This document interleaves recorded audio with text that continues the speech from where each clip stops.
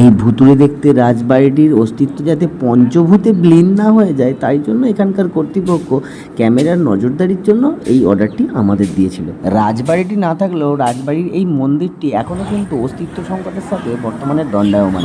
বহু বছর ধরে ঐতিহ্যের সাথে এই মন্দিরে কিন্তু দুর্গাপুজো হয়ে আসছে, কিন্তু করোনার পর থেকে বেশ কিছু বছর হলো এই মন্দিরে দুর্গাপুজো বন্ধ আছে। তো যাই হোক, আমাদের কাজ কিন্তু শুরু হয়ে গেছে। দেবু ওদিকে ক্যামেরাটা ইনস্টল করতে উঠে পড়েছে, আর এদিকে আমি এনভিআরটা হার্ড ডিস্ক লাগিয়ে রেডি করতে বসে পড়েছি। তো আমরা একটা নতুন মডেলের মানে টিভিটির নতুন লঞ্চ করা 4MP আইপি ক্যামেরা আজকে আনবক্সিং করে তোমাদের দেখাবো।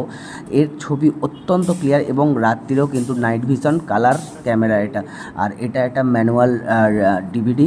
তো দেখতে পাচ্ছ আমরা কিন্তু ক্যামেরাটা আনবক্সিং করে ফেলেছি। এটা হচ্ছে টিভিটির নতুন লঞ্চ করা একটা আইপি ক্যামেরা। তো দেখতেই পাচ্ছ এখানে দেওয়া আছে দুটো IR LED। তো এটা একটা ইয়েলো একটা হোয়াইট, যাতে নিখুঁতভাবে রাত্রিতে ছবিটা পরিষ্কারভাবে পাওয়া যায়। তো এবার আমার কেবিলটা পাঞ্চ করে নেওয়ার পালা। এবার ক্যামেরার যে টুল কিটগুলো আছে সেগুলো সামনেতে রেখে নেব। আর এদিকে CAT6 কেবিলটা আমি নিয়ে নিয়েছি। দেখছো আমরা এখানে ডিজিসোলের CAT6 কেবিল ব্যবহার করছি। এটা অত্যন্ত কম দামের মধ্যে খুবই একটা ভালো কেবিল। তো চলো আমরা একটু কেরামতি করে আর কি পাঞ্চিংটা সেরে ফেলি। দেখতেই পাচ্ছ এখানে একটু ম্যাজিক করার চেষ্টা করছিলাম, ম্যাজিক করে যাতে পাঞ্চিংটা তোমাদের দেখানো যায়। যাই হোক, জোকসে পার্ট, এখানে পাঞ্চিং প্রায় আমাদের কমপ্লিট। দেখো প্রপারভাবে প্রতিটা কিন্তু কানেক্টরের সাথে একদম অ্যাড হয়ে গেছে। আফটার অল আমাদের কাজ কিন্তু প্রায় শেষের পথে, তার দিয়ে দিয়েছি, ক্যামেরাও লাগানো হয়ে গেছে। তো ভিডিওটা ভালো লাগলে অবশ্যই কিন্তু লাইক করো আর চ্যানেলটা সাবস্ক্রাইব করে আমাদের পাশে থেকো। টাটা।